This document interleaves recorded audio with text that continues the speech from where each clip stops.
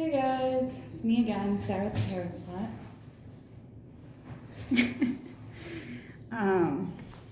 I want to do another reading because it's been so long and I really missed doing these. I'm going to start with my deck. This is going to be a little more about my situation, my twin flame story. And yeah, I've been painting all day, so my hair is whatever it is. I'm also kind of like growing out my bangs that I had, so this weird length right now. Told my hairdresser to bang me and she totally misunderstood. All right, so we have the Knight of Cups and the Seven of Cups. So it's like someone's heart is bringing them out of the illusion. And this is a card I made that says, my role is to create worlds, not to conform to the rules of this one. So your heart is going to break the illusions. That's in the shared energy for both of us. And one more for shared is strength. Leo energy here, strong. Let's get his energy. Wow, 10 of Cups. That's emotional fulfillment. That's really exciting joy. And for my energy, it's 2 of Swords, making a choice. But with optimism, with the hope there. One more for him. Tongue-tied. Oh my god.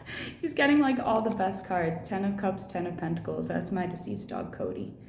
In the sun there. Kind of an echo of the sun that's on my face, on his face. That's beautiful parallels. Oh my gosh, he's so happy right now. I love it. He's probably smiling a lot today. And then we have, for my energy, is using my intuition, the High Priestess. Even like actively reading cards as the High Priestess. I'm pretty sure I took that picture in this room. So that's awesome. Shared Ace of Pentacles, so blessing financially, but also feeling a little strapped for cash at the current moment. But this is coming in for both of them, both of us. And new beginning, the Fool, when I split it. All right, so let's get an oracle deck. This my coworker gave me. It's called Wisdom, House of Night, and her daughter helped her pick it out for a gift for me one time. I am not going to use the book today, so I'm just going to intuitively read the cards because I'm the High Priestess. So we have the High Priestess of Air at the bottom, which is a beautiful energy there. That is someone who's good with their words, very intellectual, very intelligent. Okay, we're gonna have 3 cards for shared space. Belonging, House of Night. It's so interesting because someone messaged me today on Facebook saying they loved my poem called Belonging, but I don't remember writing a poem called Belonging, so I have to go back and like see what the hell they were talking about. House of Night, but it's about finding a sense of belonging within yourself and then within the world, the greater world, after finding it within yourself, being balanced and happy with yourself.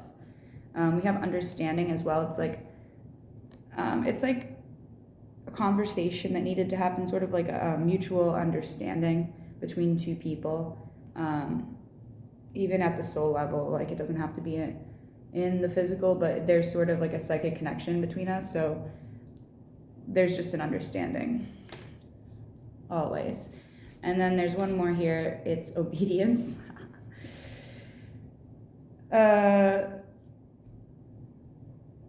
I'm hearing some things in my head. It's a bit BDSM, but there was a denial of that part of yourself, and then there's this like actually obeying that inner call to kind of submit. We have her again, the High Priestess of Air. Submit to your higher calling, but also submit to your true self. Okay, so let's get rid of these cards now. I love them. They're so beautiful. They're shiny. Very heavy energy in each of them though, and I don't like using them a lot for that reason. It takes like, each card has a lot of power to it. Then we have the Moonology deck, which I got for Christmas from my sister Megan, and I've wanted it for like over a year, so let the moon be your guide. So just the imagery is gorgeous. I love the moon. I love looking at the moon in real life.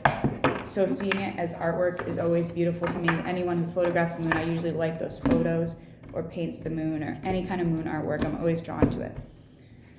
So we're gonna pick, again, well, I don't know how many I picked.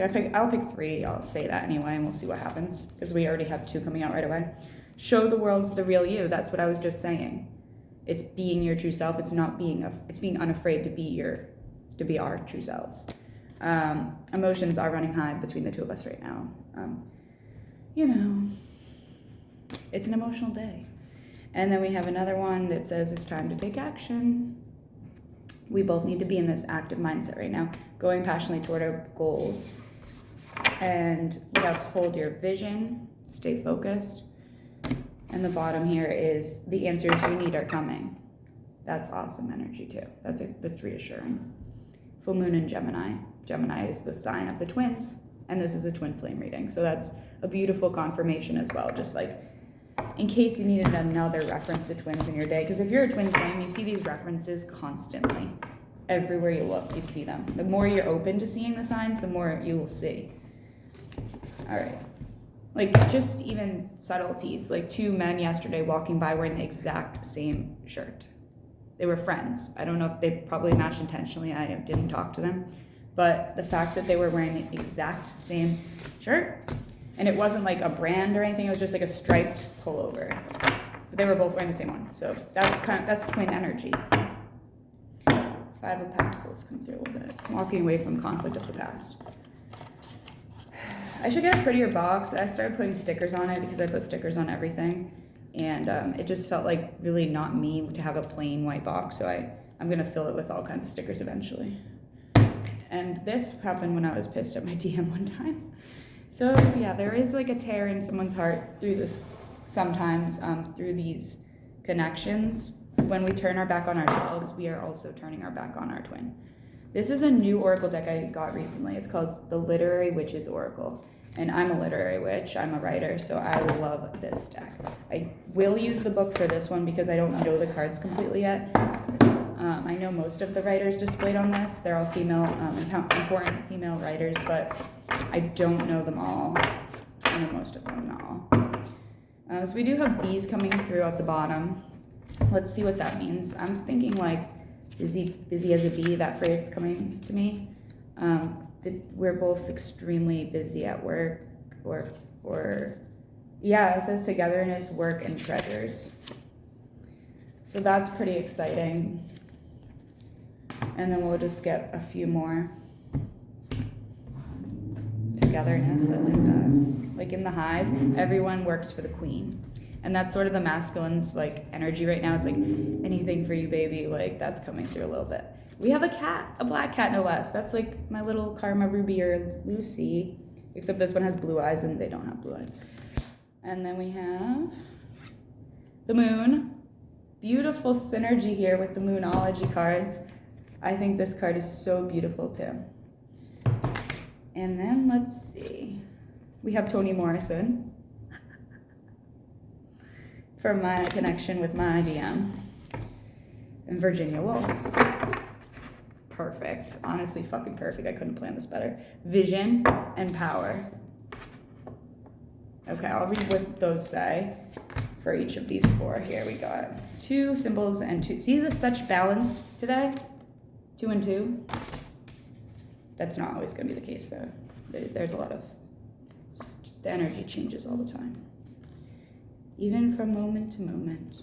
Okay, so Kat says the untamed. Kind of ironic with obedience coming through earlier. Bratty energy there. Self-ownership, so being independent and watching, which you're doing now. Kat.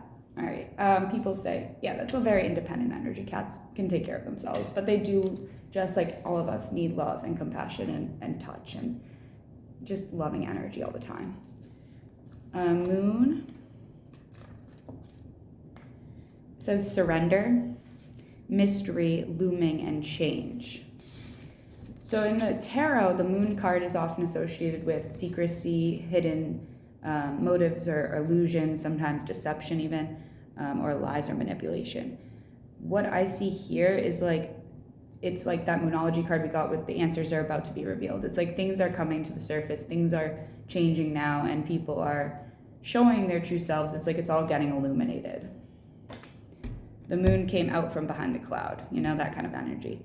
Let's see what Virginia Woolf, they're kind of just bios in here, but I'll read it because I think they're interesting. So it says vision, developing a vision, innovations, and limitations. Virginia Woolf helped usher in a major new literary movement with her stream of consciousness fiction, which focuses intensely on the experience of awareness and moves fluidly among the inner lives of its characters. Her personal life, child-free, sexually liberated, and incisive feminist essays were no less radical. After a lifelong struggle with mental illness, Woolf put stones in her pockets and stepped into the river near her Sussex home. So it's a very dark ending to her life, but she will always be remembered for her writing and her power and her feminism. So I wish so many writers didn't have such dark lives, but that's a lot of what compels you to write. That's what, that kind of depression is something she dealt with, and it led into her writing often. So Toni Morrison is here, and I just love the symbols on these cards too, if you want to look a little closer. Toni Morrison, what do you have to say? Power, owning power, seizing power, the power's at play. So power plays as well. There's such a tension here today. No American writer is more honor-laden than regal Toni Morrison, who was born into a working-class family in Lorain, Ohio, a frequent setting for her epic novels of Black experience. Her most famous work, Beloved, I think that's how you say that, has become required reading, but wave that unjust homework aura away. Seek this novel for the haunted story it is, a deeply spooky and moving book about a vengeful baby ghost. Ghost energy, interesting. I almost wore my ghost sweatshirt for this reading, but I wanted to do this because peace and love energy. Hilarious. Okay, so this is my oracle deck that I created. It's called Sarah's Heart. There is a, I think this is a train. I'm not quite sure. Or like honey calcite. Oh, it might be like honey calcite. My aunt gave it to me. It was very cool. She gave me a Valentine's Day box. Like it looks like it was shaped like a box of heart chocolates. And I almost gave it to my friend's daughters.